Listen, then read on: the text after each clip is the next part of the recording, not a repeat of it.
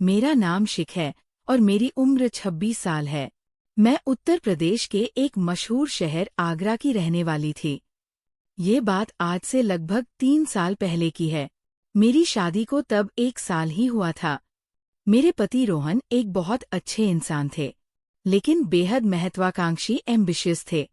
हमारी शादी के तुरंत बाद उनका प्रमोशन हो गया और हम दिल्ली से आगरा शिफ्ट हो गए, क्योंकि उन्हें यहाँ एक नया ऑफिस संभालना था।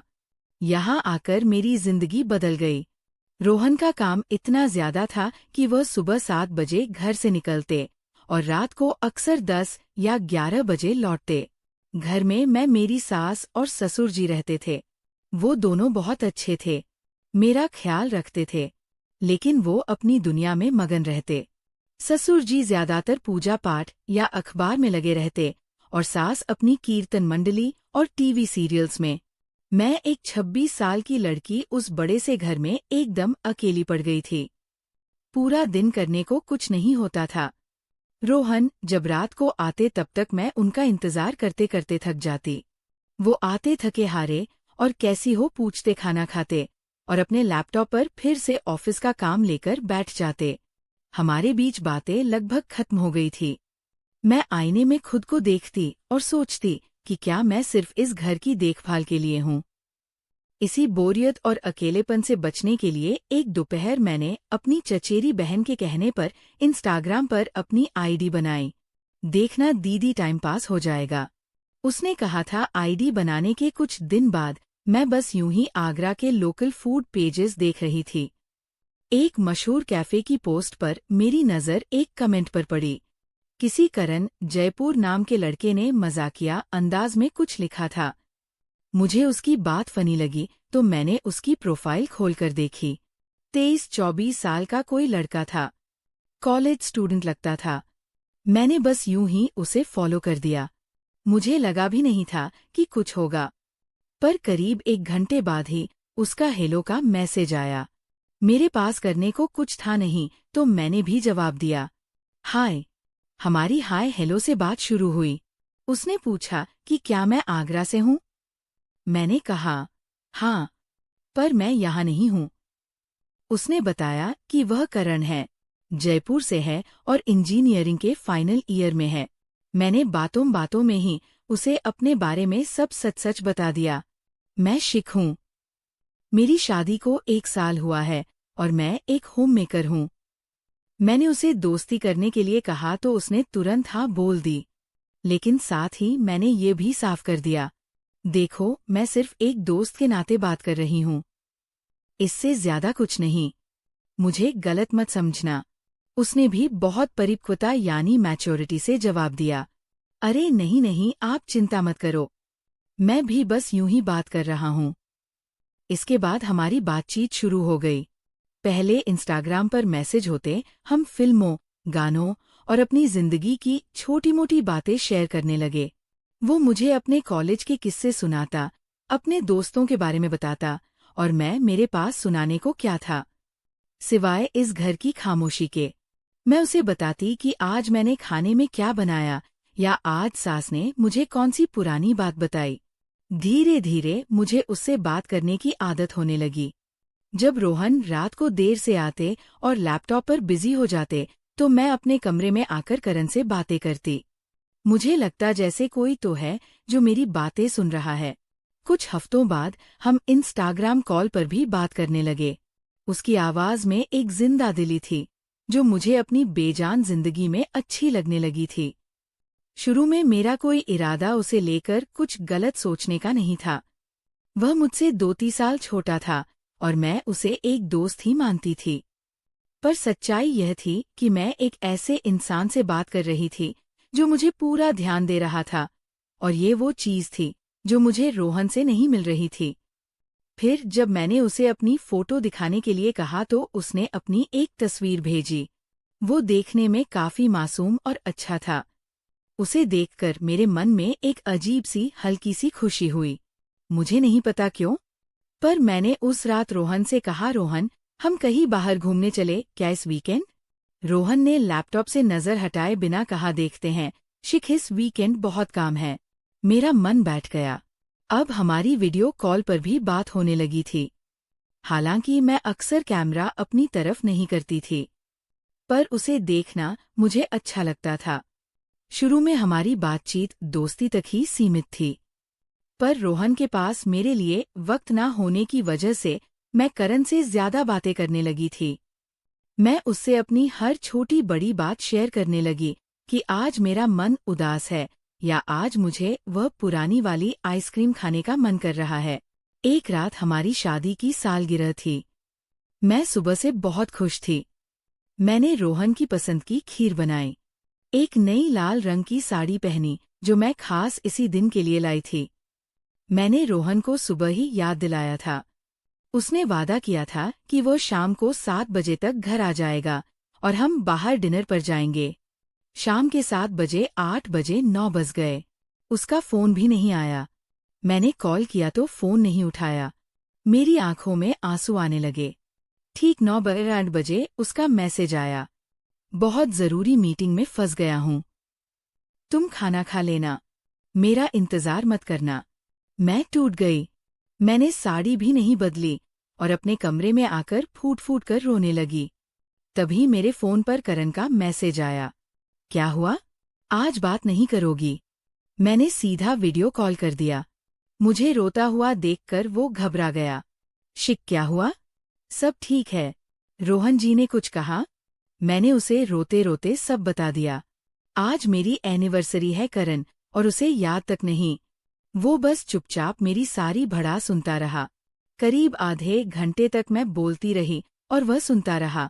जब मैं चुप हुई तो उसने धीरे से कहा, शिक, मुझे नहीं पता कि मुझे ये कहना चाहिए या नहीं, पर रोहन जी तुम्हारी कद्र नहीं करते।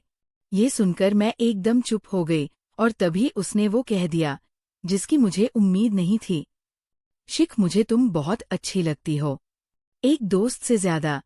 मैं ये सुनकर एकदम सन हो गई। मेरे हाथ कांपने लगे और मैंने तुरंत कॉल काट दी। मैं ऑफलाइन हो गई।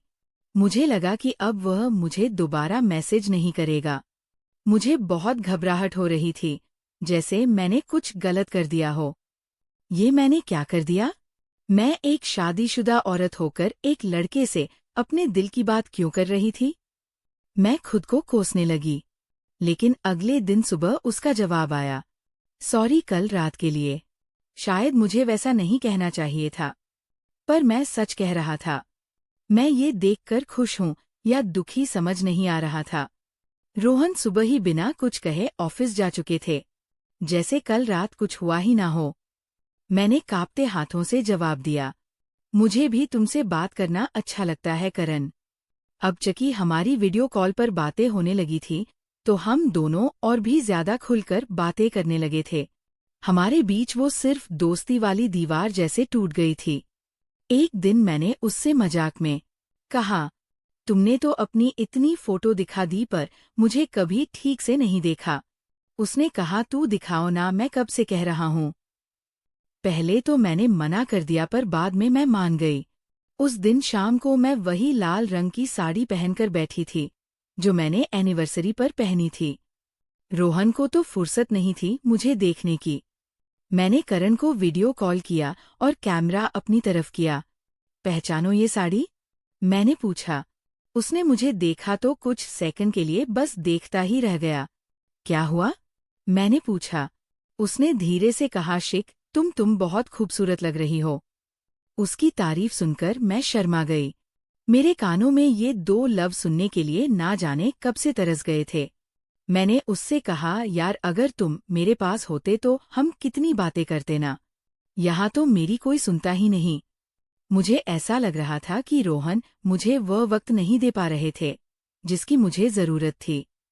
बातों बातों में मैंने उसे अपने अकेलेपन के बारे में इतना बता दिया था कि अब वह मेरी हर बात को समझने लगा था। उसने मुझसे कहा, कभी उदास मत हुआ करो। मैंने पूछा, क्यों? उसने कहा, क्योंकि तुम्हारी मुस्कान बहुत अच्छी है, उसे किसी के लिए खोने मत देना। तब मैंने उसे अपनी सबसे बड़ी परेशानी बताई। मैंने पूछा, तुम्हें क्या लगता है मेरी जिंदगी में क्या कमी है? उसने कहा, प्यार की नहीं, साथ की कमी है।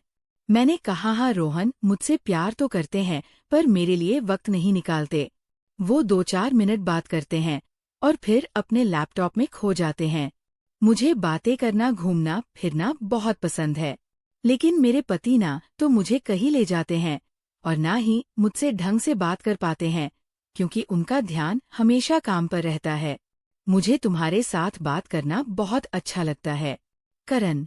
मैं भी उससे मिलना चाहती थी, पर ये कैसे हो?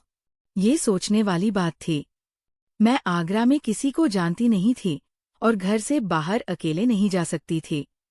मैंने वीडियो कॉल के बाद नंबर ले लिया और उसने मेरी लोकेशन मांगी, ये देखने के लिए कि जयपुर से आगरा कितना दूर है। अब हम रोज वीडियो कॉल पर बातें करने लगे थे। वो मुझे अपने कॉलेज के नोट्स दिखाता, मैं उसे दिखाती कि मैंने आज क्या नया बनाया। बस इंतजार था मौके का। मौका भी मिला।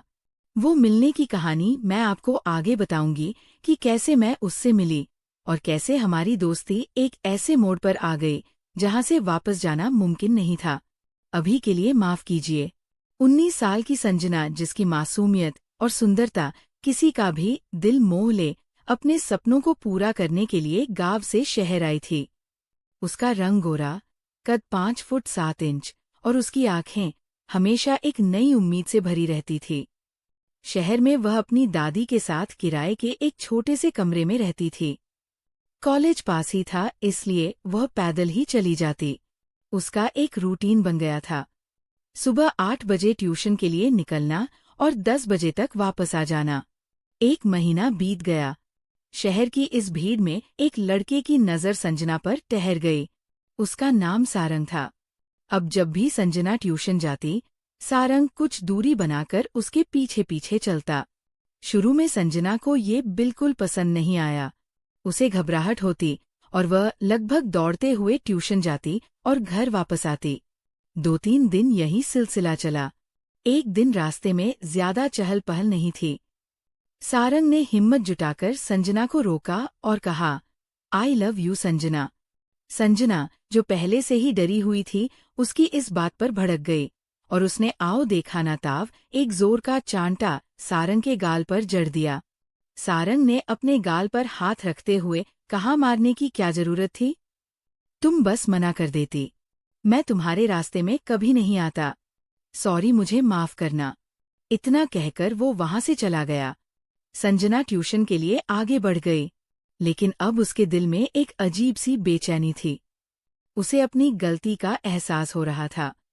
अगले दिन जब वो ट्यूशन के लिए निकली तो उसकी आंखें अनजाने में ही सारंग को ढूंढ रही थी, लेकिन वो कहीं नजर नहीं आया। 1 दिन, 2 दिन, पूरा हफ्ता बीत गया। संजना को एहसास हुआ कि उसे सारंग का यूं पीछा करना शायद उतना भी बुरा नहीं लगता था। फिर एक सुबह वही जाना पहचाना मंजर था। संजना ट्यूशन के लिए निकली और सारंग किसी फिल्मी हीरो की तरह उसके सामने आकर खड़ा हो गया। उसे देखकर संजना चौंक गई। सारंग मुस्कुराया और बोला, हाय, मुझे भूली तो नहीं, आई लव यू। संजना ने गुस्से का नाटक करते हुए कहा, यू इडियट, चप्पल से मारूंगी तुझे। सारंग ने नाटकीय अंदाज में कहा, तुम चाहे तो जान से मार दो, फिर भी कहूंगा आई लव यू। उसके इस फिल्मी डायलॉग पर संजना अपनी हंसी नहीं रोक पाई। जब वो हंसते हुए वहां से जाने लगी तो सारंग ने उसका हाथ पकड़ा और कहा, हंसी तो फंसी। नो वे, मेरा हाथ छोड़ो। सारंग ने तुरंत उसका हाथ छोड़ दिया और कहा, ठीक है, लेकिन अगर तुमने पीछे मुड़कर देखा तो मैं समझ जाऊंगा कि तुम्हें मुझसे प्यार है। संजना वहां से चल दी। थोड़ी दूर जाकर वो खुद को रोक नहीं पाई और उसने मुड़कर देख लिया। सारंग वही खड़ा मुस्कुरा रहा था। संजना भी मुस्कुरा दी और उसे एक हल्की सी फ्लाइंग किस दी। सारंग खुशी से झूम उठा। उस दिन के बाद दोनों की बातों का सिलसिला शुरू हो गया। वे ट्यूशन के रास्ते में साथ चलने लगे। 2 हफ्ते गुजर गए और वह एक दूसरे को अच्छी तरह जानने लगे थे। एक दिन सारंगी कहा, कल सुबह 5 बजे तुम मेरे साथ मॉर्निंग वॉक पर चलोगी। संजना उसे मना नहीं कर पाई। अगली सुबह ठंड का मौसम था और हल्का अंधेरा अभी बाकी था। संजना सबसे नजरें बचाकर घर से निकली। रास्ते में सारंग बाइक लेकर उसका इंतजार कर रहा था। संजना चुपके से उसकी बाइक पर बैठ गई। सारंग उसे शहर के शोर से दूर खेतों के बीच बने एक छोटे से खूबसूरत फार्म हाउस पर ले गया। जगह बहुत शांत थी। दोनों फार्म हाउस के अंदर गए। सारंग ने दरवाजा बस हल्का सा सटा दिया। संजना थोड़ी घबराई हुई थी। बात तो मॉर्निंग वॉक की थी। ये तुम मुझे कहाँ ले आए सारंग? सारंग ने संजना के कंधों को नरमी से पकड़ा और उसे पास पड़ी एक बेंच पर बिठा दिया। उसकी आवाज में एक ईमानदारी थी। संजना, तुम्हारे साथ कुछ पल अकेले में बिताना चाहता हूँ। बस तुमसे जी भर के बातें करना चाहता हूँ। क्या तुम मेरा साथ दोगी? संजना ने उसकी आंखों में देखा और धीरे से कहा, हाँ जरूर। सारंग मुस्कुराया और उसने संजना को अपने सीने से लगा लिया। कुछ देर दोनों बस खामोश रहे। सुबह की ठंडी हवा और एक दूसरे के साथ का एहसास उन्हें सुकून दे रहा था। सारंग ने उसके माथे को चूमते हुए कहा, ओ संजना, बहुत सुंदर हो तुम। मैं कब से इस दिन का इंतजार कर रहा था। संजना ने अपनी आंखें बंद कर ली। आज सारंग, मैं भी इसी पल के इंतजार में थी। आज मौका मिल ही गया। सारंग ने धीरे से उसके बालों को उसके चेहरे से हटाया और उसके होठों को चूमना शुरू कर दिया। संजना ने भी उत्साह से उसका साथ दिया। यह उनके प्यार का पहला मासूम इजहार था। कुछ देर बाद वे अलग हुए और बस एक दूसरे का हाथ थामे बैठे रहे, उगते सूरज को देखते हुए। दोनों की सांसें तेज थी, लेकिन चेहरों पर एक मीठी सी मुस्कान थी। अगले दिन सुबह 8 बजे जब संजना ट्यूशन के लिए निकली तो सारंग फिर से बाइक लेकर उसके पास आया। संजना उसे देखकर शर्मा गई। सारंग ने मुस्कुराते हुए कहा, चलो आज ट्यूशन मैं छोड़ देता हूँ। संजना ने पहले मना किया, नहीं मैं चली जाऊंगी। सारंग ने कहा, अरे कल की बात भूल गई, चलो भी। संजना मुस्कुराई और उसके साथ बाइक पर बैठ गई। उनकी प्रेम कहानी का एक नया अध्याय शुरू हो चुका था। ट्यूशन की घंटी बजी। संजना क्लास से बाहर निकली तो देखा सारंग अपनी बाइक के पास खड़ा उसी का इंतजार कर रहा था। उसे देखकर संजना के चेहरे पर एक मीठी सी मुस्कान तैर गई। तुम गए नहीं? संजना ने पास पहुंचकर धीरे से पूछा। तुम्हें घर छोड़े बिना कैसे चला जाता? सारंग ने मुस्कुराते हुए कहा, चलो आज तुम्हें घर छोड़ने से पहले एक और जगह ले चलता हूँ। लेकिन दादी, संजना ने हिचकिचाते हुए कहा, अरे बस 15 मिनट, पास में ही एक बहुत खूबसूरत पार्क है, वहाँ की चाय बहुत अच्छी है। प्लीज, सारंग ने इतने प्यार से कहा कि संजना मना नहीं कर पाई। पार्क सच में बहुत शांत और सुंदर था। शाम ढल रही थी और हल्की हल्की ठंडी हवा चल रही थी। सारंग 2 मिट्टी के कुल्हड़ में चाय ले आया और वे एक बेंच पर बैठ गए। कुछ देर दोनों चुपचाप चाय पीते रहे। संजना की नजरें जमीन पर टिकी थी और उसके बाल हवा में उड़कर बार बार चेहरे पर आ रहे थे। सारंग ने हिम्मत करके अपना हाथ बढ़ाया और संजना के बालों को उसके कान के पीछे कर दिया। उसके हाथ के छूने भर से संजना ने नजर उठाकर उसे देखा। दोनों की नजरें मिली। तुमने मुझ में ऐसा क्या देखा संजना? आखिरकार पूछ ही लिया। सारंग मुस्कुराया। सच कहूं, पहले दिन जब तुम मिली थी ना तो तुम्हारी आंखों में एक घबराहट थी, एक मासूमियत, और जब तुमने मुझे चांटा मारा था ना, सारंग ने अपने गाल को सहलाते हुए कहा, तभी समझ गया था कि तुम औरों जैसी नहीं हो। तुम में एक हिम्मत है जो मुझे बहुत अच्छी लगी। संजना ये सुनकर शर्मा गई। मुझे लगा तुम बस छेड़ने वाले आम लड़के जैसे हो, लेकिन जब तुम एक हफ्ते तक नहीं दिखे तो मुझे अच्छा नहीं लगा। सारंग ने धीरे से संजना का हाथ अपने हाथ में ले लिया। संजना ने अपना हाथ छुड़ाया नहीं, बल्कि उसकी पकड़ को महसूस किया। मैं तुम्हें सच में पसंद करता हूँ संजना, सिर्फ तुम्हारी सुंदरता को नहीं बल्कि तुम्हारी सादगी और तुम्हारी हिम्मत को भी। संजना ने अपना सिर झुका लिया। सारंग दूसरे हाथ से उसकी ठुडी को ऊपर उठाया। दोनों के चेहरे बहुत करीब थे। संजना, सारंग ने धीरे से पुकारा। वो धीरे धीरे उसके करीब झुका और संजना ने अपनी आंखें बंद कर ली। सारंग ने उसके होठों को बहुत नरमी से और बस एक पल के लिए छुआ। ये उनका पहला सबसे मासूम किस था। जब वे अलग हुए तो संजना का चेहरा लाल हो चुका था। वो कुछ बोल नहीं पा रही थी, बस जोर जोर से सांस ले रही थी।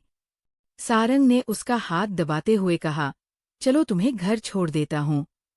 दादी सच में चिंता कर रही होंगी। संजना ने बस हाँ में सिर हिलाया। पूरे रास्ते दोनों खामोश रहे, लेकिन ये खामोशी बहुत खूबसूरत थी। सारंग ने संजना को उसकी गली के कोने पर उतार दिया। कल मिलोगी? सारंग ने बाइक से उतरते हुए पूछा। ट्यूशन पर, संजना ने शर्माते हुए कहा और तेजी से अपने घर की तरफ बढ़ गई। सारंग उसे जाते हुए देखता रहा। वह जानता था कि ये सिर्फ एक शुरुआत थी। संजना दरवाजे पर पहुंची। अंदर जाने से पहले उसने एक बार मुड़कर देखा। सारंग वही खड़ा मुस्कुरा रहा था। संजना भी मुस्कुरा दी और घर के अंदर चली गई।